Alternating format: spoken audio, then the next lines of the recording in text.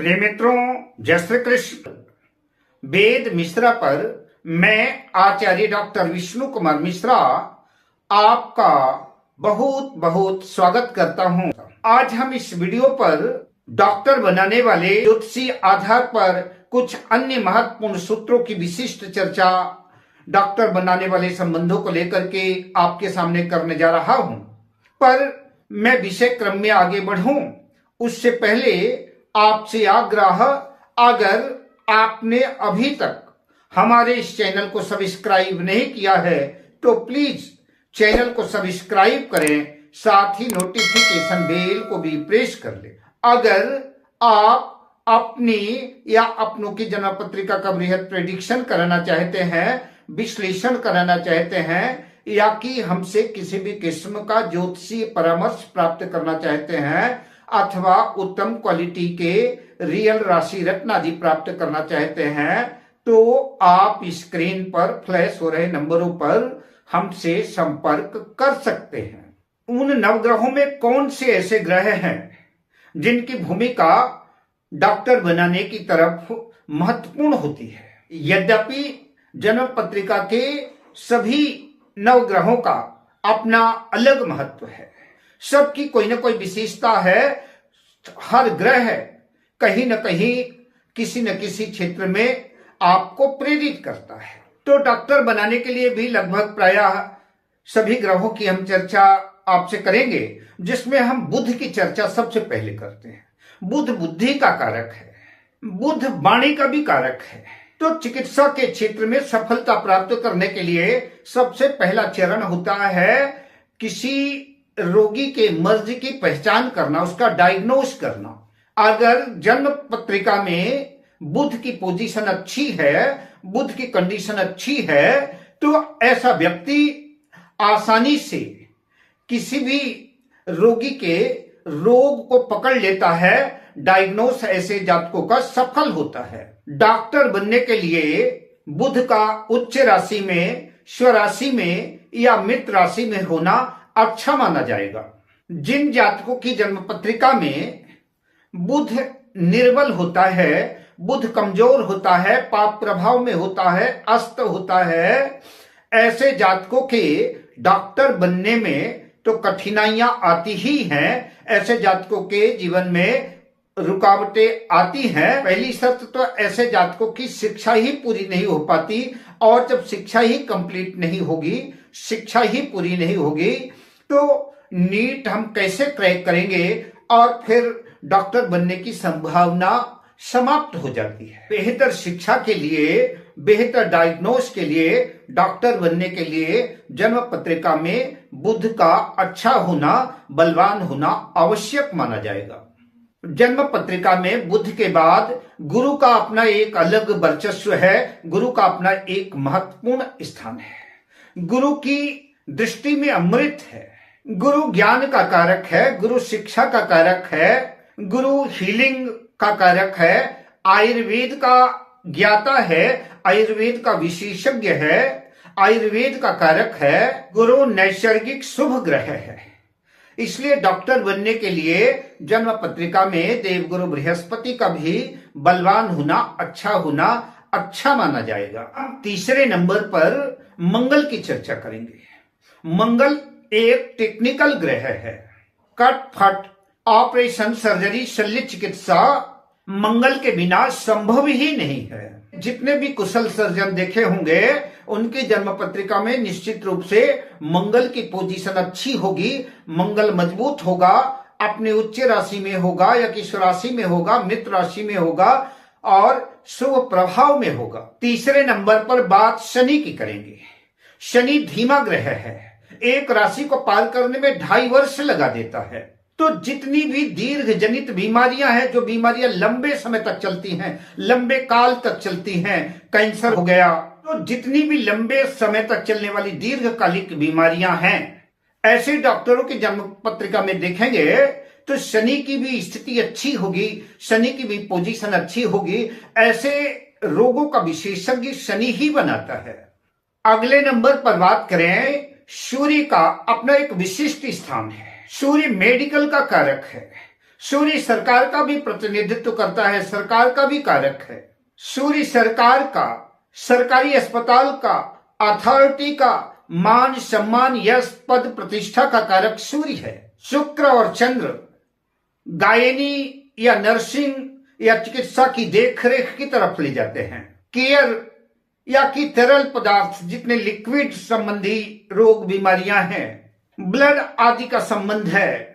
यद्यपि ब्लड का कारक मंगल भी है। शुक्र नैसर्गिक रूप से शुभ ग्रह है, जबकि चंद्रमा ऑप्शनल शुभ ग्रह है। बात केतु की करें तो केतु माइक्रो सर्जरी, आयुर्वेद और होम्योपैथ की तरफ केतु ले जाता है। केतु अलगाववादी ग्रह है, इसलिए मंगल के बाद शल्य चिकित्सा सर्जरी के क्षेत्र में केतु की भी महत्वपूर्ण भूमिका है। ये तो चर्चा हमने ग्रहों को लेकर के की कि डॉक्टर बनने के लिए किन ग्रहों की किस क्षेत्र में कैसी भूमिका है।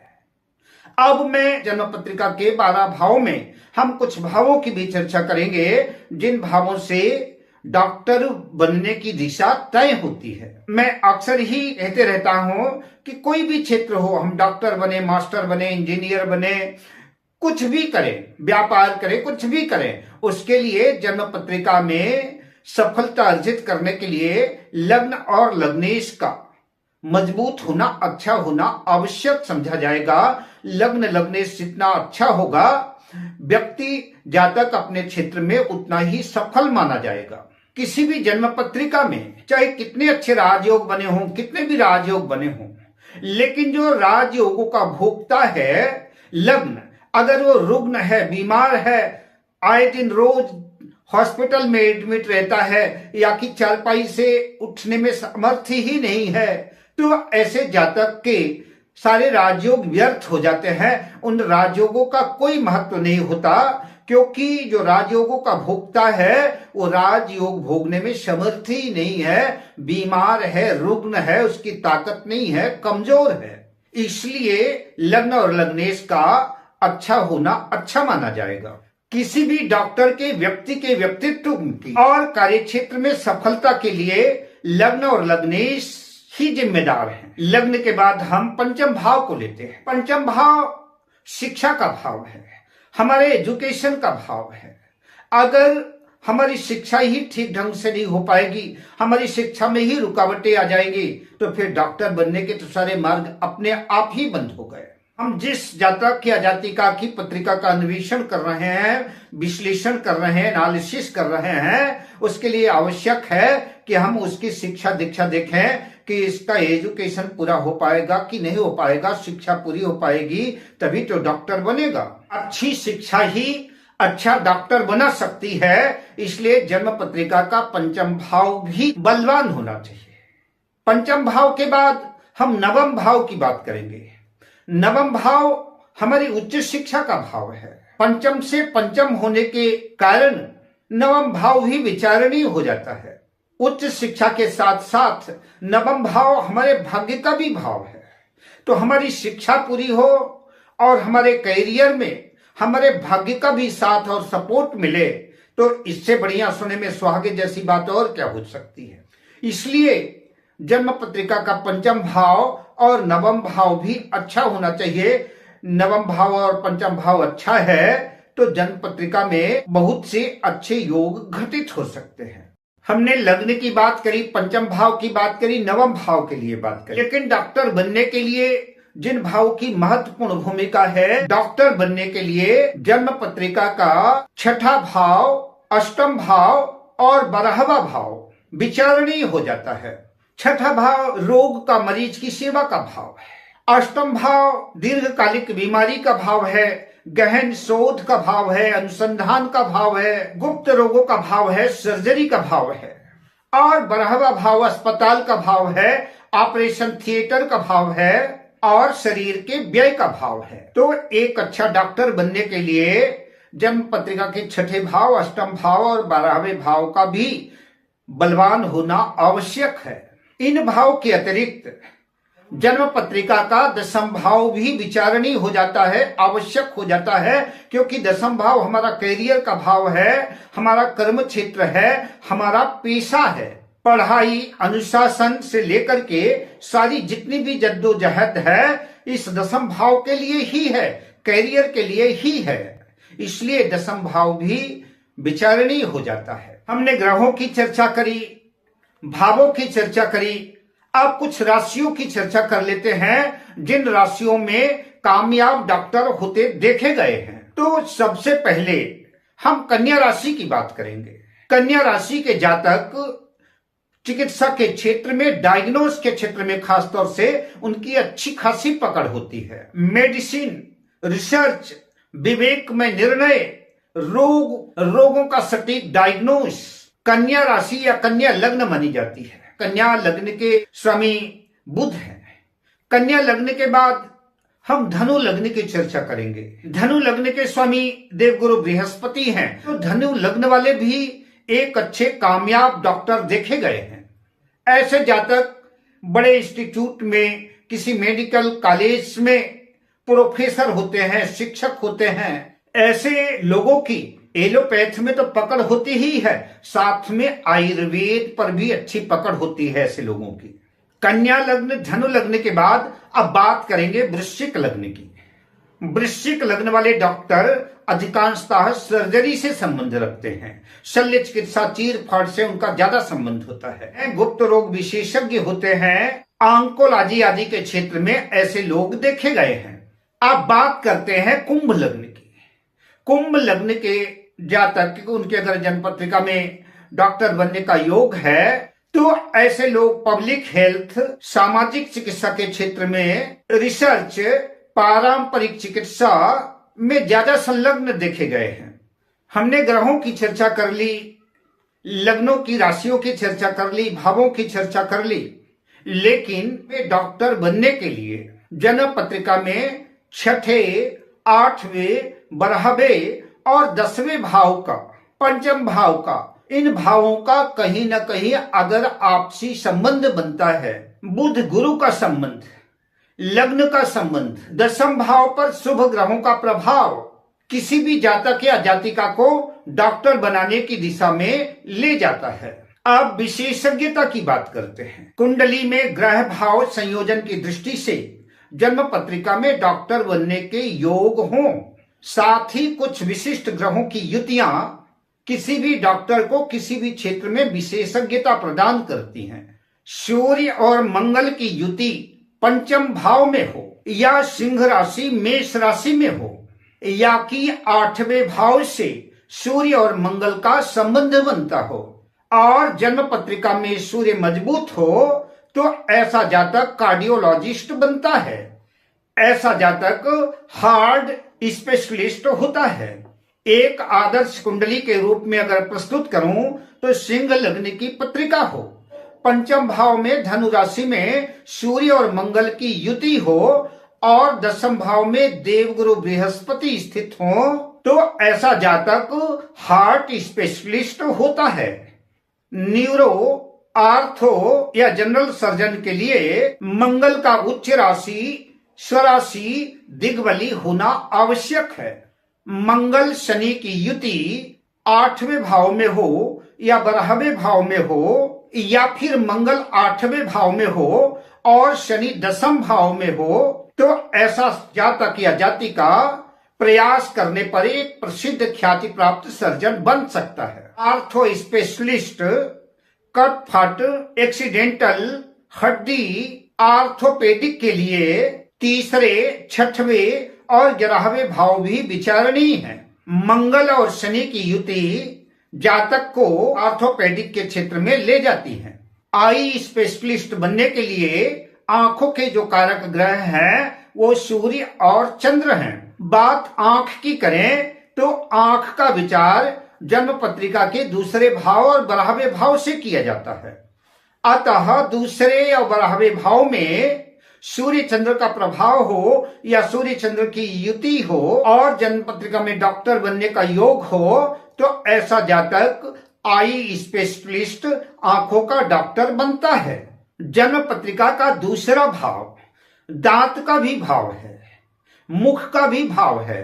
अतः 2रे भाव में अगर शुक्र और शनि की युति है, या कि शनि और शुक्र का प्रभाव है तो ऐसे लोग बीडीएस डेंटिस्ट यानी दांतों के डॉक्टर बन सकते हैं।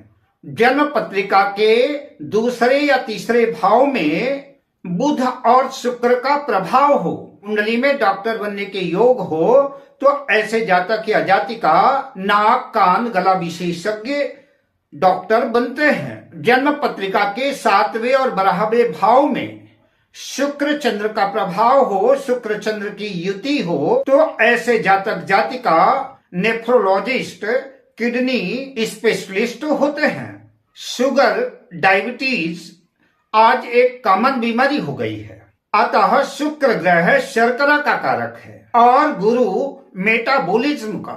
जन्म पत्रिका के 6ठे भाव में शुक्र और गुरु का प्रभाव हो तो ऐसे जातक डायबिटीज मधुमेह स्पेशलिस्ट शुगर स्पेशलिस्ट डॉक्टर होते हैं। बुध और शनि की युति जातक को गहन इकाई गहन चिकित्सा के क्षेत्र से जोड़ती है। ऐसे जातकों की रिसर्च और अनुसंधान के क्षेत्र में भी अच्छी पकड़ होती है। बुध और केतु की युति रिसर्च की माइक्रो सर्जरी की तरफ ले जाती है। मंगल का 6ठे 8वें 10वें भाव से संबंध एक अच्छा सर्जन बनाती है। मंगल और शनि की स्थिति अगर जन्म पत्रिका में है तो ऐसे डॉक्टर कठिन से कठिन सर्जरी में दक्ष होते हैं। मंगल केतु भी जो है माइक्रो सर्जरी की तरफ ले जाते हैं, लेकिन इस बात का भी ध्यान रखना है कि कमजोर मंगल सर्जरी से दूरी बनाता है, कमजोर मंगल सर्जरी नहीं कर सकता। अतः ऐसी स्थिति में सर्जन बनने का योग घटित नहीं होगा। जिन डॉक्टरों के बड़े बड़े अस्पताल होते हैं, प्रसिद्ध अस्पताल होते हैं या कि मेडिकल कॉलेज होते हैं, यहाँ तक कि कुछ अस्पताल कुछ मेडिकल कॉलेज नर्सिंग होम अंतरराष्ट्रीय स्तर तक प्रसिद्ध होते हैं, उन डॉक्टरों की जन्म पत्रिका में 10म भाव अत्यंत बलवान होता है, शुभ प्रभाव में होता है। 6ठे भाव और 10म भाव का संबंध या 10म भाव 12वें भाव का संबंध और साथ में सूर्य और गुरु का 10म भाव से संबंध जातक को ऊंचाई कामयाबी और सफलता का शिखर स्पर्श कराता है। ऐसे जातक एम्स अपोलो फोर्टिज आदि बड़े बड़े संस्थानों से जातक को जोड़ता है। 8वें और 12वें भाव में शनि केतु या बुध केतु की युति वैक्सीन या नई दवाइयों की खोज की तरफ अग्रसित करती है। ऐसे डॉक्टर महामारी रिसर्च आदि में अच्छा अनुसंधान करते हैं। गुरु चंद्र केतु की युति वनस्पति से, जल से, प्राकृतिक चिकित्सा से, आयुर्वेद से जोड़ती है। केतु 5म भाव में, गुरु 9म भाव में हो तो ऐसा जातक आयुर्वेदाचार्य होता है।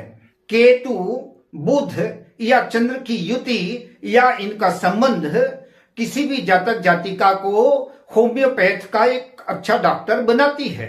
ऐसे जातक जातिका सूक्ष्म चिकित्सा एनर्जी आधारित मेडिसिन पर काम करते हैं। इस तरह से मैंने आपके बीच में कुछ सूत्र रखे। वीडियो अच्छा लगा हो तो इसे लाइक करें, शेयर करें। अब मैं आपसे लेता हूं विदा, मिलता हूं अगली वीडियो में शुभ कामनाओं के साथ। जय श्री कृष्ण।